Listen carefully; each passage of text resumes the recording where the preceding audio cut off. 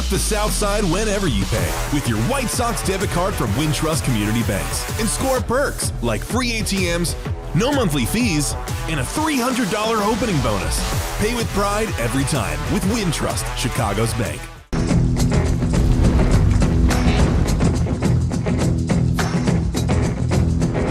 Hey everybody, it's Chuck Garfien. Welcome to the White Sox podcast, brought to you by Wintrust, Chicago's bank. Show your team pride with the White Sox debit card. Get yours at wintrust.com/Sox. Member FDIC, EHL lender. All right, on the podcast today in the studio with us here at CHSN, it is White Sox prospect George Wolkow. How you doing, George? Doing great, Chuck. How you doing? I'm doing great, and I have so many things I want to talk to you about. We are going to speak about George's growth this past season, what he learned this past season as a player, as a person, as a teammate. We get into a lot of stuff, and we have some news. Well, it's not really news, but it's a revelation because you had one of the craziest hits of the year. Would you agree last year? Yeah, definitely. Definitely. There's a story behind one of the craziest hits of the season, and George is going to talk about that and a whole lot more. I've gotten to know you after this conversation, which we just taped. I know you a lot more. Sure. And I'm seeing what's in you, and I'm really, really excited about your future and the White Sox future. And everyone listening and watching, you're going to see why. My conversation with George coming your way next. Here we go. All right, so George, a long time ago, a very long time ago, I was 19 years old, just like you.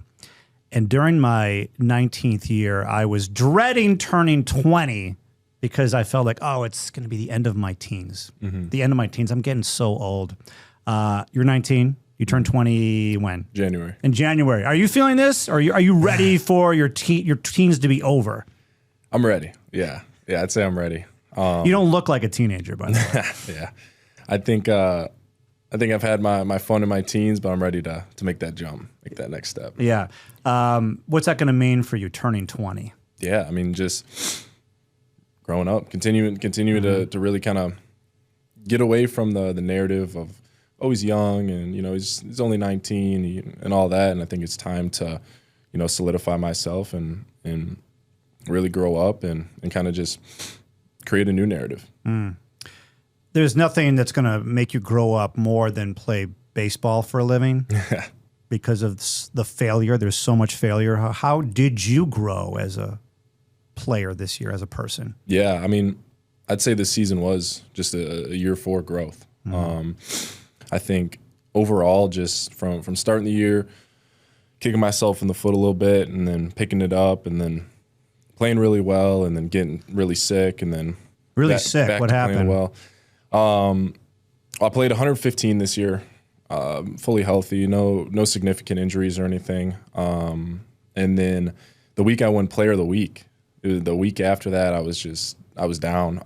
My first time ever, probably since like middle school, really, of like having to like not go to the field or not go to practice. I just came down with something. A lot of the guys on the team were banged up, and then I was just losing weight, couldn't sleep, had to stay home a day from the field. And then coming back after that was just a little frustrating, going from playing my best ball to kind of getting banged up a little bit and trying to get right back into it. But, I mean, parts of the ups and downs of the game, things you can't control. But I think that's also just another way to help learn and grow. There's going to be times going forward in my career where maybe I get banged up and have an injury or something that I can't control and, I'm forced to deal with. And, that was kind of an experience for me this year, going through that of just, the constant ups and downs, roller coaster, they call it.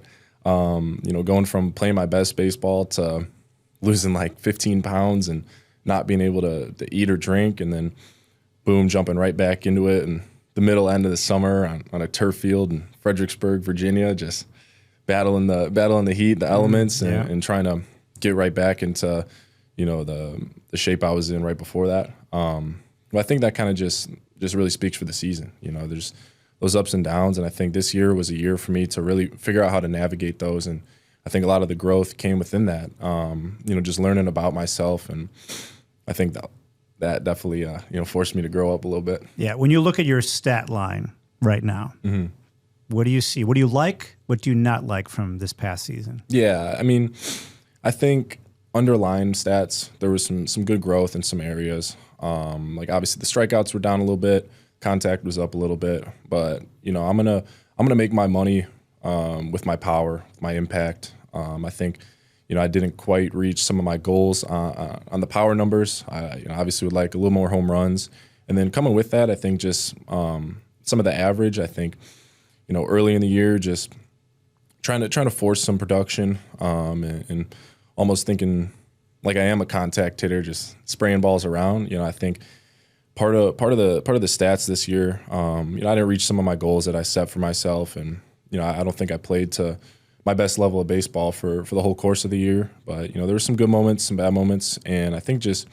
really in those good moments is when I was able to stick to my strengths. And I think that was part of finding myself this year. Knowing that I don't need to be a guy just to slap around the singles and run all the time. Like I need to be that 3, 4, 5 in the lineup that can get the RBIs and drive the guys in. And so I think my power side, I would wish to have a couple more home runs. And I mean, there's always those balls that hit off the wall, and you're looking back now in the off season, you're like, man, if that one just creeped over.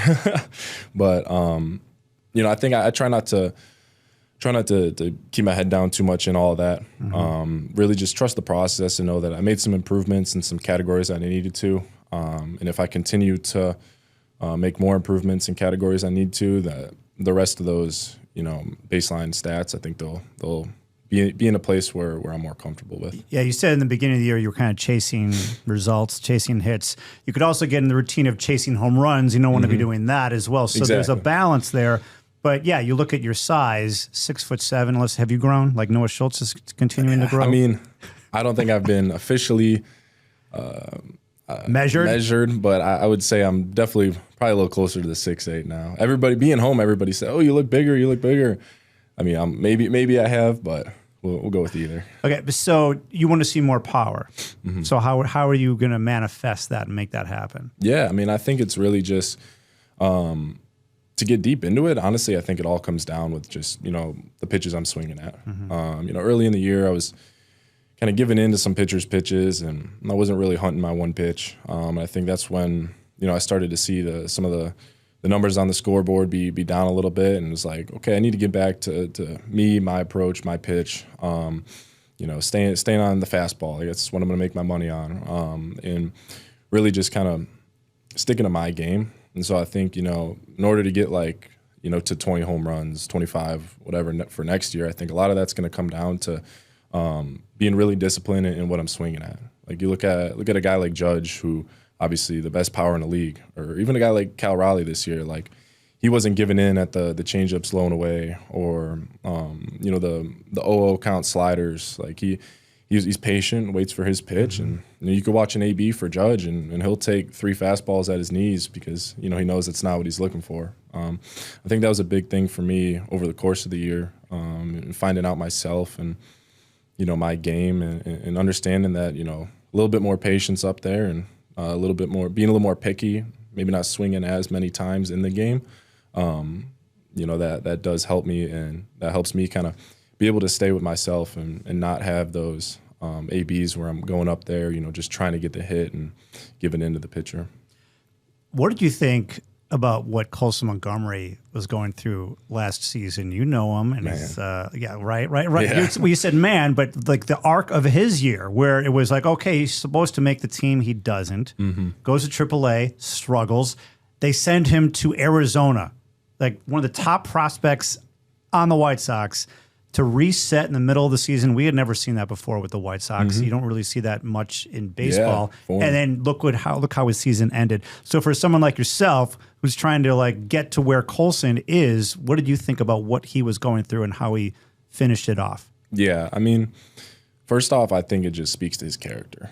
The game's really hard. Like baseball at this level is not easy. Pitching's getting so good nowadays. And I think he saw that a little bit when he was in AAA and struggling, and obviously he wasn't playing to the level he wanted to.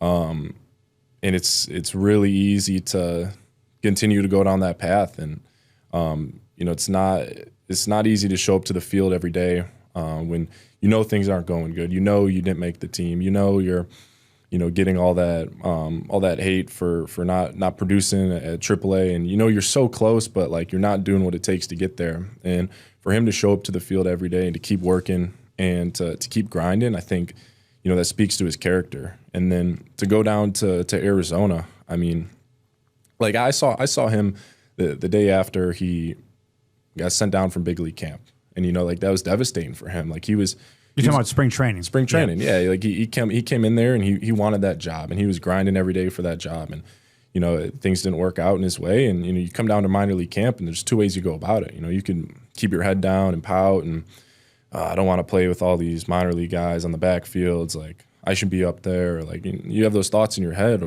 or you could go about it in a way where it's like, all right, I'm going to accept it. I'm going to be down here. I'm going to go to work. And I think he might have had a day where he was upset, but it's like I kind of saw him flip that switch. And, honestly, I thought he would have really, I mean, I was expecting him to have a great first month and go up, and boom, hits him even harder. And he's like not playing as good as he wanted to in AAA when he knew he had to get up there.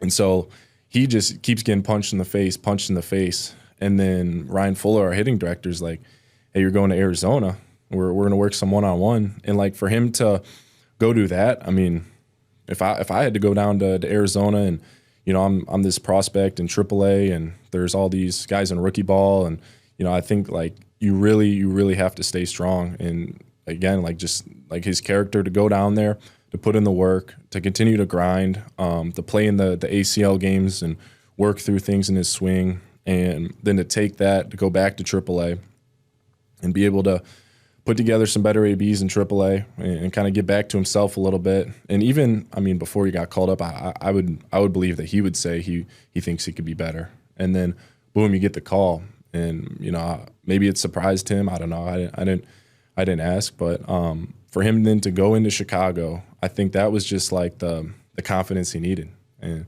for him to go through all that, getting punched in the face, back in AAA for a second year after not breaking camp.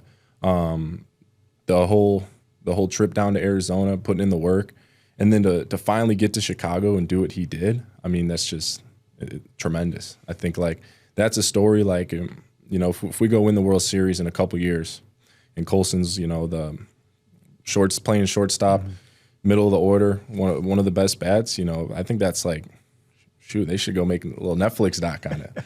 Like that's, I mean, for him to go through that whole roller coaster and finally, get his chance, finally get his shot, and then do what he did. Like he didn't need to go hit 21 home runs. I don't even think anybody expected him to go hit 21 home runs. No. But for him to go up there, prove, who he is, solidify himself and solidify his name, maybe even again after people had lost faith in him or thought AAA bust, whatever. Like I think that's awesome. And just being another baseball player, knowing how hard the game gets at times, and it could beat you up, for like really just for him to go through all that mentally and still come out on top in the end, like hats off to him, man. Like so exciting, and I'm so happy for him. Yeah, well, you mentioned a Netflix documentary. In a way, there was a documentary. Not in a way, there was. The Top Prospects on CHSN. Shout out to 𝗻𝗏𝗄 Arturo and Chris Webber. They followed Colson, you, Noah Schultz all season. You guys were mic'd up.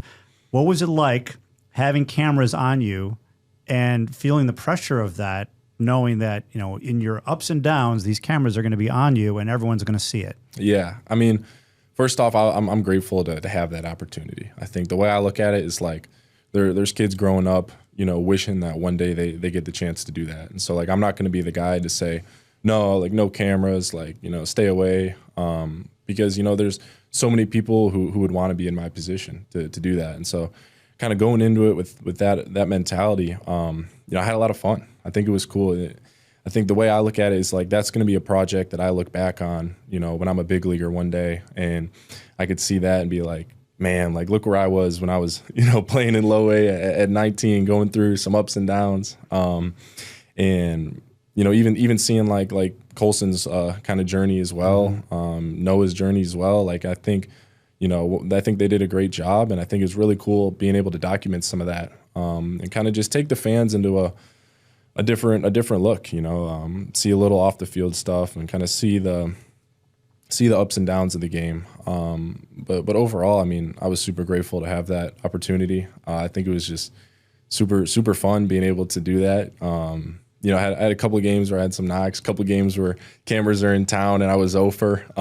So maybe a little pressure with the mic on sometimes. But I think, you know, being around like a good group of guys that we had down in K-Town this year, they all were kind of cracking jokes, having fun with the whole mic'd up stuff. So it was a good time. And I think, you know, looking back, it's going to be something that, you know, maybe it wasn't as big of a deal in my head this year, but like down the road, I'm gonna be very happy that I'm able to kind of document something like that. Is, you know, not everybody has that opportunity. Yeah, well, it's funny as I'm thinking about this. Back in spring training, Bo Jackson shows up. You go up to him and you asked him what his why was, which I thought said a lot about you. Like, how many 18, 19-year-olds are going up to Bo Jackson and asking such a deep question? What was his answer, by the way?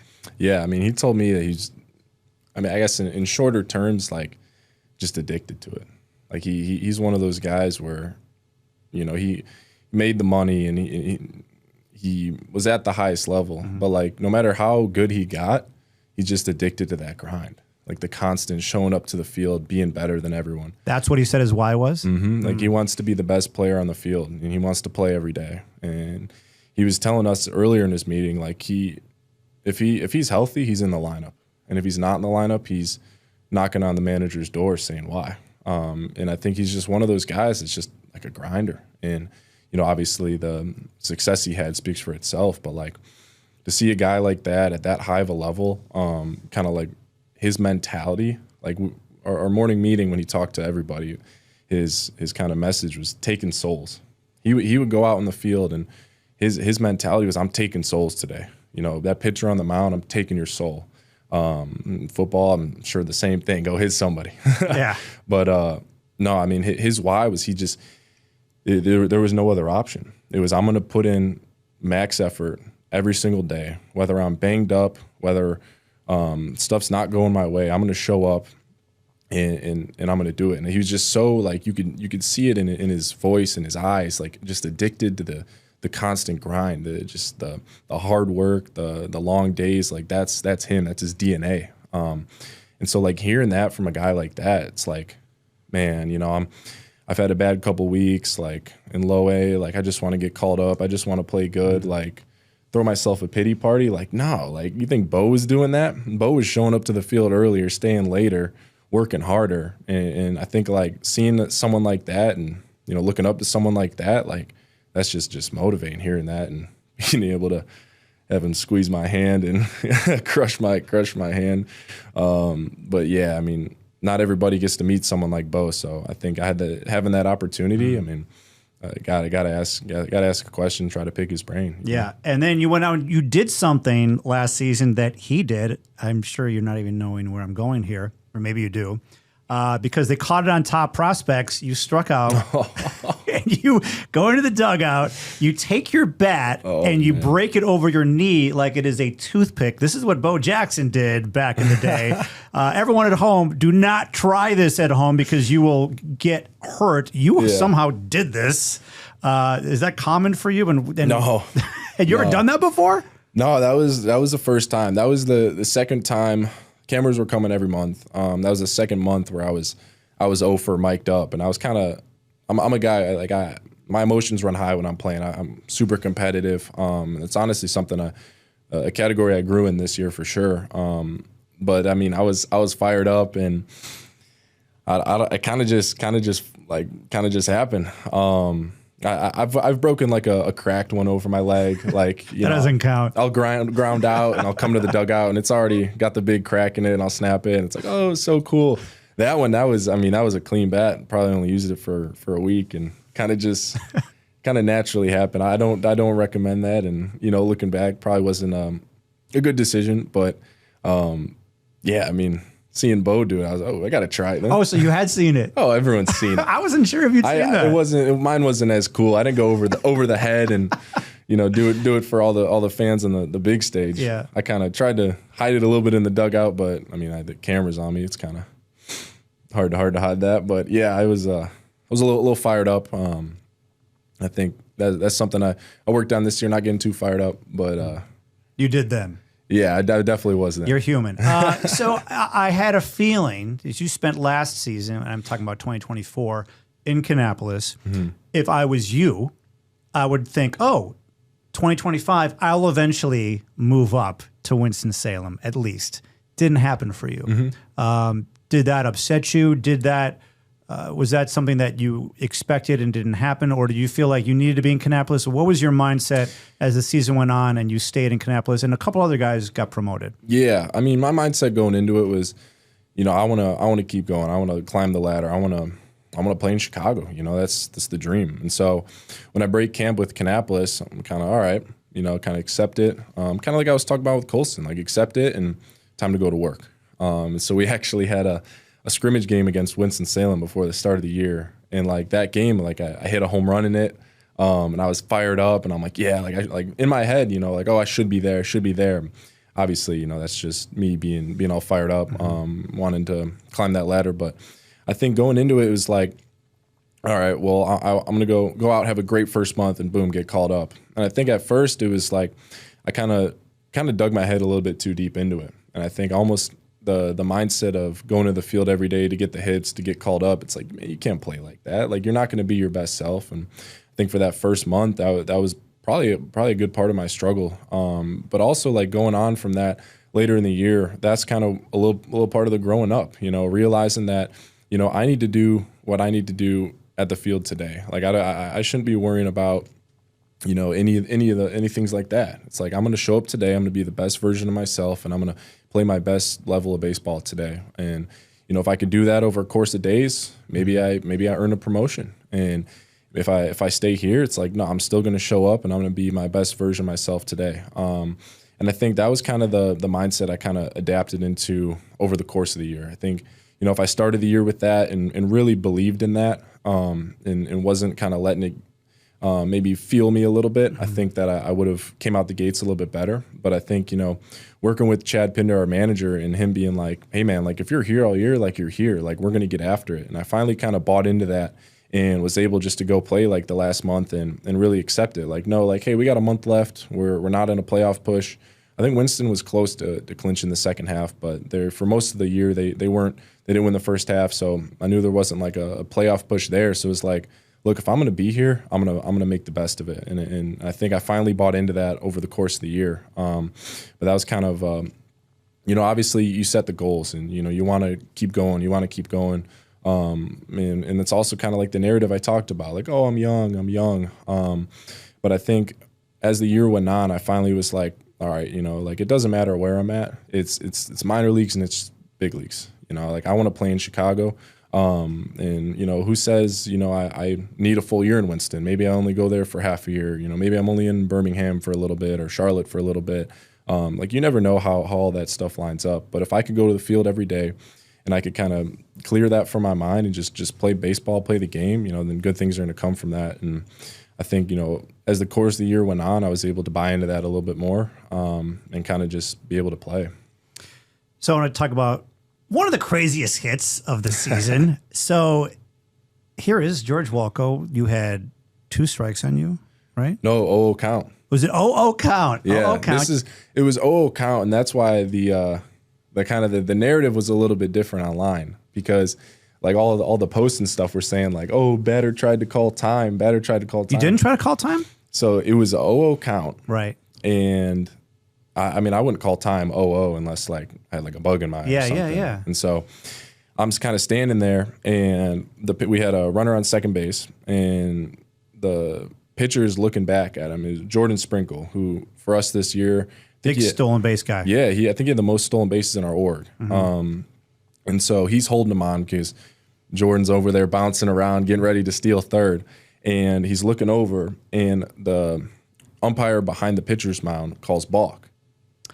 Oh, so it wasn't like a called time or anything. It was a balk call, and the way like I'm like where my mind went with it was like, oh, balk, free swing, but the pitcher was looking at second base, and the umpire was kind of in his field of view, and then obviously Sprinkle was on second, kind of bouncing around.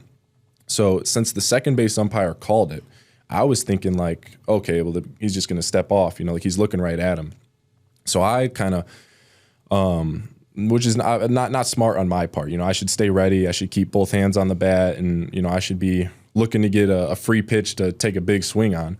But I kind of like just naturally kind of stood up and took my right hand off the bat because I was thinking he was just going to step off since he's looking right at the umpire.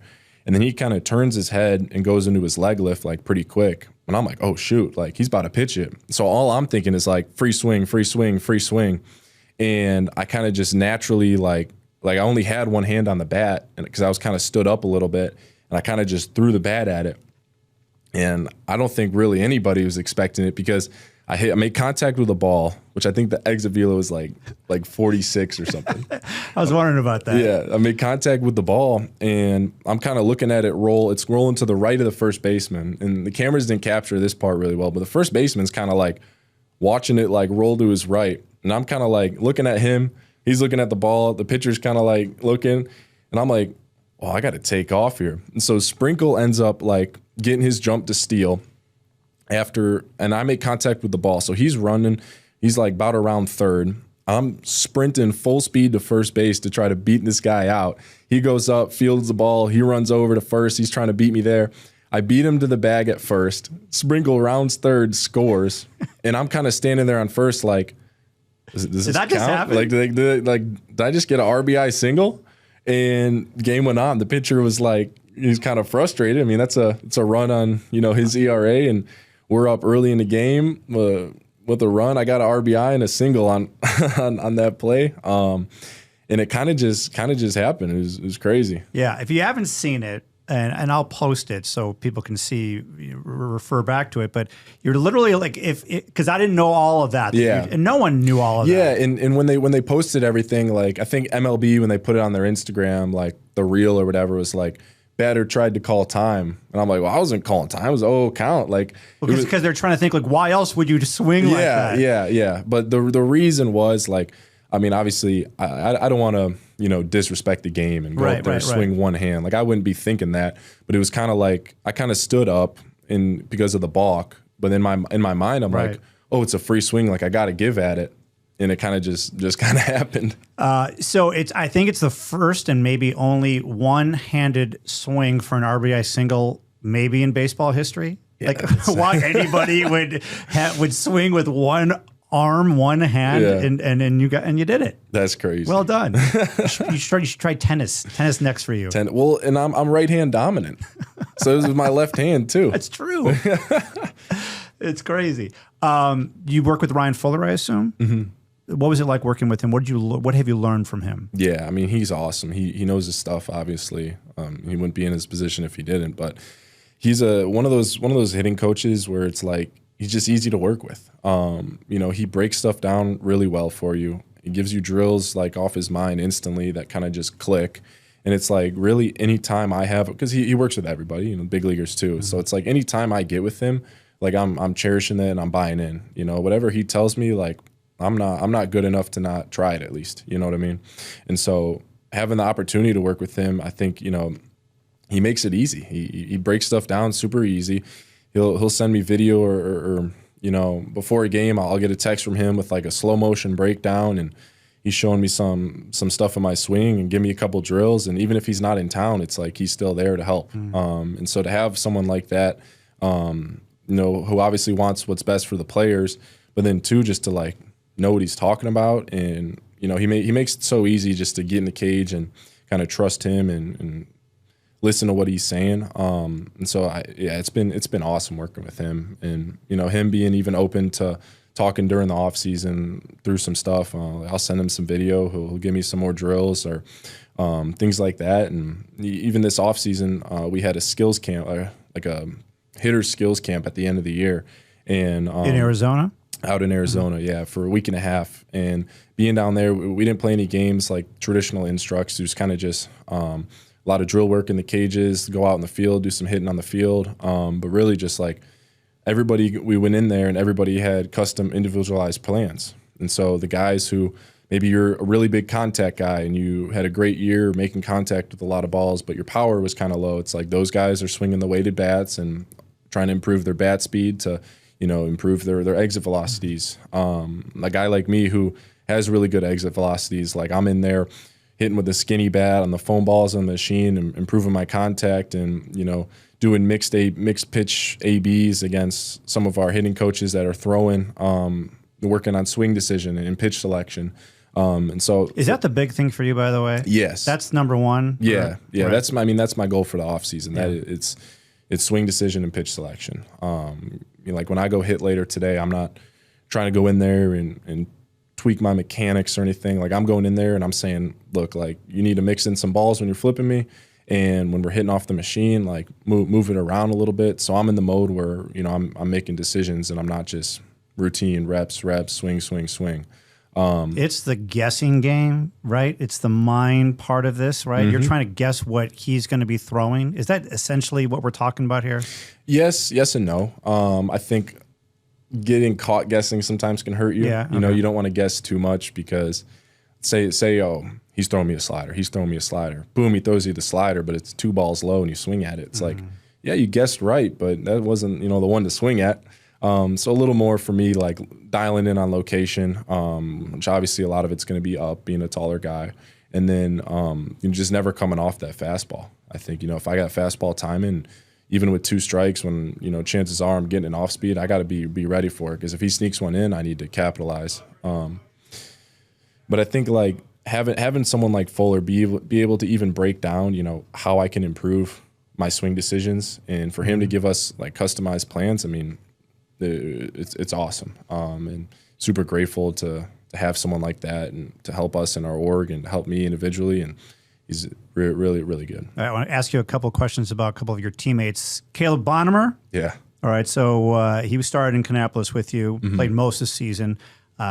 Real smart hitter, right? Tell us about Caleb.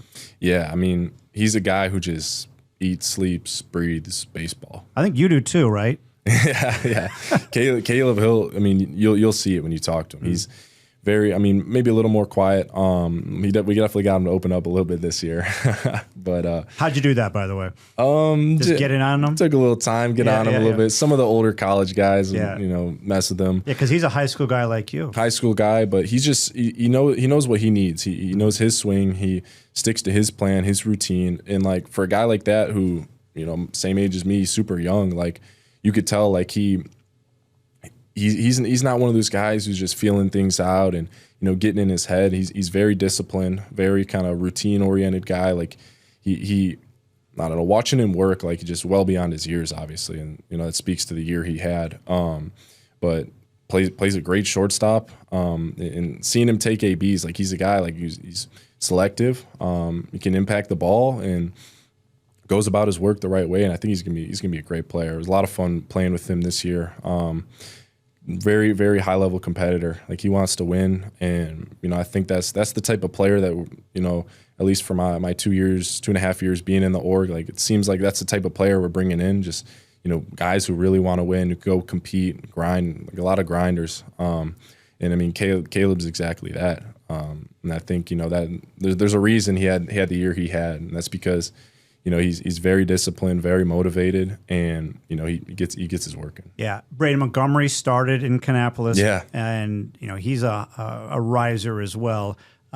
Your impressions on him? Yeah, Braden's awesome. Me and him, we roomed together in Kannapolis for his time down there, and he's the same thing. I think there's no stage that's too big for Braden. He's a guy who, if the lights are on, he wants to be under them. And I think you saw that, like even was his first week in AA hitting 7 doubles. Yeah. Like that's, he's a guy who, he wants to be at that highest level. He wants to be on the big stage. And he feeds off that. And so, again, just a super competitive guy who, has played on a lot of big stages in his career so far in college. And, being around him, when you're around like a high talent, a high baseball IQ, just a hard worker, like guys like that, you feed off each other.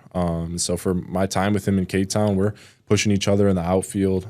He wants to play center. I want to play center. We're both going through our drills together, hitting in the cages.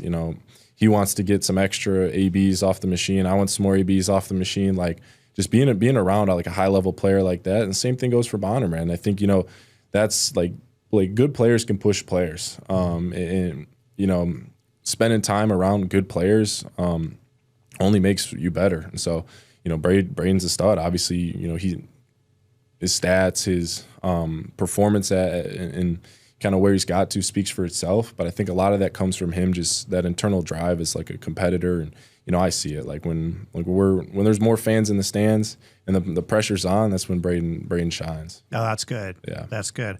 You're talking about, you know, how much Caleb's into baseball. You're into baseball.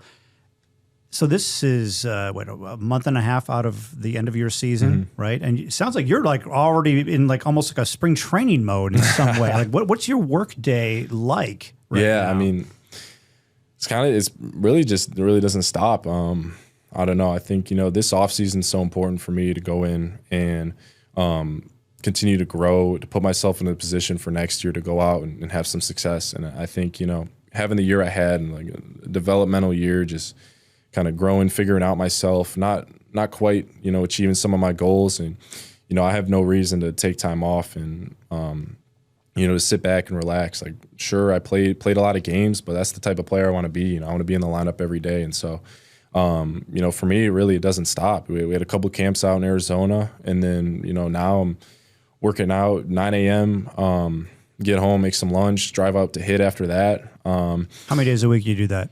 Hitting right now 6 days a week. I'll go all the weekdays and then go out Sunday night and working out 5 days a week. But I mean, I think it's just like the little things, like trying to be like as locked in, as focused as I possibly can. You know, this off season's one where I need to capitalize off it for myself and my personal gains. And so like having the cold plunge out of my back porch, get my mind right to start the day. I got a little like portable sauna I set up in one of our bathrooms in our basement back home, and you know, my mom might not like it, but but being able to go down there and just constantly trying to find that edge, get better. You know, my agency helped me out this year, doing like some nutritional blood work, to be able to figure out, you know, what foods sit with me well, what foods give me the best energy, you know, what's holding me back, and just little things like that. I think, you know, this off season, again, like I said, is just so crucial and important for me. And you know, having the year I had last year, like there is no time to sit back and relax. You know, I have a couple things planned, and you know, those little trips will be, I guess, my time off. But like for the days I'm home and every day in between, you know, somewhere I'm required to be, like I need to put in that work, and I need to continue to go because, you know, I'm not going to achieve my goals just sitting around and being content. So sounds like, I mean, you were always motivated and hungry, but it sounds like last year made you even more motivated and more hungry. Is that actually happening? I mean, honestly, yeah. I think, you know, I set goals for myself. You know, I wanted the 20 home runs. Of course I wanted to be in Winston-Salem. You know, little things like that. And I mean, yeah, like it sucks. You know, there's two ways to go about it. Kind of like the message I said earlier. Like, you know, I could be upset that, you know, things maybe didn't go my way. I can be upset and hold my head down. But it's like, that's not going to get me anywhere. You know, and the only thing that is going to help me improve is, you know, to use that as more fuel, more motivation. And I think like looking at my off season I had last year, it's like, all right, we'll assess it, see what I liked, what I didn't like, and boom, how can I improve? And so like this year, just you know, learning more about myself throughout the year, maybe things that I need a little different this year, but it's like, I think it's just that constant growth mindset, always trying to improve and find like that next level that I could level up to. And I think that's it this off season so far. You know, I've started strong, and still got a lot of time left to grow and just try to beat that guy out next to me. And that's kind of the mindset I try to go into it with. And what was the highlight of last season for you? Do you have one? I think, you know, all the baseball stuff, there's good and bad. And some cool home runs I've hit, maybe some cool plays on defense. But I'd say really just the overall highlight probably is just, you know, enjoying the moments and the time with the guys. You know, Chad Pinder was a great manager to play for this year. He helped me grow in so many ways. But I think it's, you know, it's the long bus rides. It's the rain delays, games starting at 11 p.m., the hot summer days when we're out hitting BP, just sweating through everything. Honestly, I think those are the highlights. Those little moments that, in between the games and, the actual baseball. The baseball is going to come, and, I'm going to have those cool home runs. I'm going to have a cool catch or throw a guy out, whatever. But I think really just for me, the highlights, just being able to, spend time with the guys, grow up, and just enjoy some of those, trips, traveling around, playing baseball. I mean, truly, I'm blessed, to have that opportunity. So I think really, I'd say that's the highlight, just being able to do that. Well, this is a great highlight for all of us, being able to talk with you, hear from you, and it's always great catching up with you, and I'm looking forward to seeing what is next for George Wolkow. So thanks for spending time with us. Thank you for having me, Chuck. All right. George Wolkow here on the White Sox podcast. Hawk Harrelson, take it away. All right, all right, Chuck. This edition of the White Sox podcast is over.